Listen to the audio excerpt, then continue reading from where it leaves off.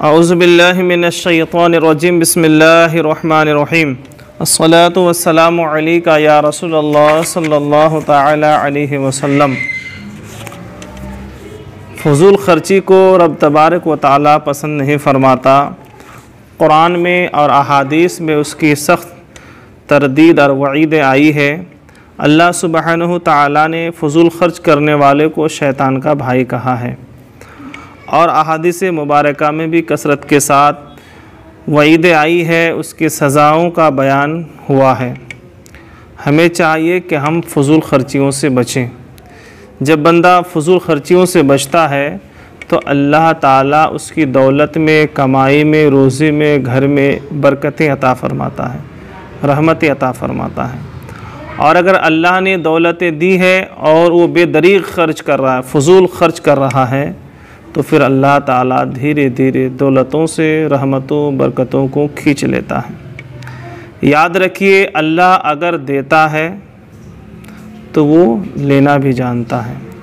तो अल्लाह ने अगर हमें दौलतें दी है तो हमें सोच समझ के ख़र्च करना चाहिए।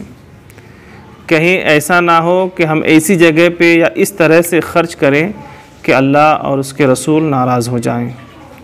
कभी भी ख़र्च करने से पहले ये सोचना है कि अल्लाह इससे खुश होगा कि नहीं, हुज़ूर अलैहिस्सलातु वस्सलाम इससे खुश होंगे कि नहीं। अगर अल्लाह उसके रसूल खुश हो तो ख़र्च करें और अगर खुश ना हो तो फिर हाथ खींच लें। अगर कोई चाहता है कि अल्लाह ताला मेरी दौलतों को जो है देर तक रखें, उसमें बरकतें अता फ़रमाए, रहमतें अता फ़रमाए और मेरी दौलत मुझे भी फ़ायदा पहुँचाए, मेरी नस्लों को भी, मेरे बच्चों को भी, मेरे औलाद को भी फ़ायदा पहुँचाए और इस्लाम को भी, मुसलमानों को भी, उम्मत को भी फ़ायदा पहुँचाए दौलत के ज़रिए, तो एक ही रास्ता है फ़ुज़ूल ख़र्ची से बचना। हमारे सामने ऐसे बहुत सारे बुज़ुर्गान दीन, औलिया कामिलीन की मिसालें हैं। सबसे बड़ी मिसाल हज़रत सैयदना उस्मान गनी रदियल्लाहु ताला अन्हु की ज़ात है कि आप जहाँ इस्लाम के लिए बेदरीग ख़र्च करते थे, दौलतें बहा देते थे, लुटा देते थे, वहीं एक दाना, एक कतरा कहीं पर अगर ज़्यादा ख़र्च हो जाए तो उसका हिसाब लेते थे और अल्लाह से डरते थे। इसी डर और फ़ुज़ूल ख़र्ची से बचने का नतीजा है कि आज 1400 साल का अरसा बीत जाने के बाद भी हज़रत उस्मान रदियल्लाहु ताला अन्हु की प्रॉपर्टीज़, जायदाद और दौलत मौजूद है। आप जानते हैं कि अल्लाह के नबी अलैहिस्सलातु वस्सलाम ने 2 मरतबा हज़रत उस्मान को जन्नत की बशारत दी है और फरमाया इसने, यानी हज़रत उस्मान गनी रदियल्लाहु ताला अन्हु ने अपनी दौलत की बुनियाद पर अल्लाह के फ़ज़ल व करम से 2 मरतबा जन्नत को ख़रीद लिया है।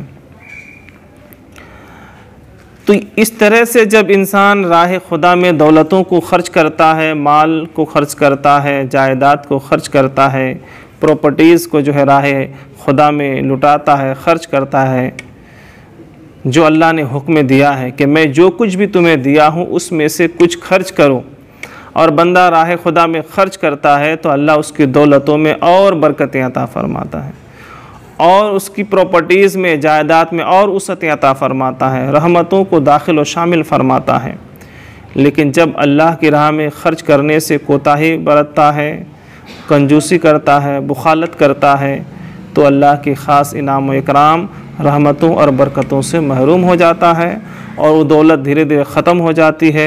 ना उससे वो फैज़याब हो पाता है, ना उसकी नस्लें और ना उसकी औलादें उससे फैज़याब हो पाती है। इसीलिए अगर अल्लाह ने दिया है तो राह खुदा में ख़र्च करें, फ़ुज़ूल ख़र्ची ना करें, क्योंकि फ़ुज़ूल ख़र्च करने वाला शैतान का भाई है और उसमें कोई खैर व बरकत नहीं है। आज हम लोग बेदरीग कहीं भी कुछ भी रस्म व रिवाज के नाम पे, समाज व मुआशरे में तरह तरह की रसूमात है उसके नाम पे बेदरीग ख़र्च करते हैं। अल्लाह उसके रसूल का कोई खौफ नहीं है और जिसके पादाश में और जिसका नतीजा है कि फिर कुछ दिनों के बाद हम गुरबत व मुफलिसी के शिकार हो जाते हैं, कर्ज़ में डूब जाते हैं, वगैरह वगैरह। अल्लाह ताला ने इस उम्मत में सबसे ज़्यादा हज़रत उस्मान गनी रज़ी अल्लाह ताला अन्हु की दौलत में बरकतें दी थी, तो उसकी वजह भी है। एक मरतबा एक शख्स जो मदीनतुल मुनव्वरा के बाहर से आए हुए थे, हुज़ूर अलैहिस्सलातु वस्सलाम की बारगाह में अरीज़ा पेश की कि या रसूलुल्लाह सल्लल्लाहु अलैहि वसल्लम, मुझे कुछ माल और दौलत की ज़रूरत है, मैं हाजतमंद हूँ, ज़रूरतमंद हूँ। अल्लाह के नबी सल्लल्लाहु अलैहि वसल्लम ने फरमाया, एक काम करो, हज़रत उस्मान गनी रज़ी अल्लाह ताला अन्हु के पास जाओ और उनसे कहो, वो तुम्हें ज़रूर कुछ ना कुछ देंगे। ये शख्स जब हज़रत उस्मान गनी के घर पे पहुँचे तो उस वक्त इनका पहुँचना था। उस वक्त हज़रत उस्मान गनी अपने ग़ुलाम से बात कर रहे थे और डांट रहे थे कि तूने आज 2 चिराग क्यों इस्तेमाल किया। यानी उस टाइम चिराग लोग जलाते थे रोशनी के लिए, तो वो एक कमरे में या एक जगह 2 चिराग को जलाया। तो हज़रत उस्मान गनी अपने ग़ुलाम को डांट रहे थे कि ऐसा नहीं करना था, एक चिराग से जब काम चल सकता था या चलता है तो तुमने 2 चिराग क्यों जलाए, ये फजूल खर्ची है। इस तरह के जो बात कर रहे थे और डांट रहे थे। ये आदमी जब सुना तो उल्टे पांव वापस आया कि जो शख्स एक चिराग ज़्यादा जलने पर अपने ग़ुलाम को डांट सकता है वो मुझे क्या देगा। वो वहाँ से उल्टे पांव हुज़ूर अलैहिस्सलातु वस्सलाम की बारगाह में पहुँचे। हुज़ूर अलैहिस्सलाम ने पूछा, मिला? तो आपने वाक़या बताया। फिर हुज़ूर अलैहिस्सलातु वस्सलाम ने फरमाया, तुम वापस हज़रत उस्मान गनी के पास जाओ, वहीं तुम्हें मिलेगा। हुज़ूर का हुक्म था। फिर दोबारा वहाँ पहुँचा तो हज़रत उस्मान गनी ने आने की वजह दरियाफ़्त की।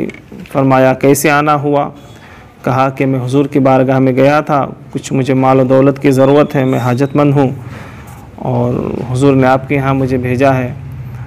तो हज़रत उस्मान गनी रज़ी अल्लाह ताला अन्हु ने फरमाया, कितने माल और दौलत की ज़रूरत है? उसने बताया जितनी भी ज़रूरत थी।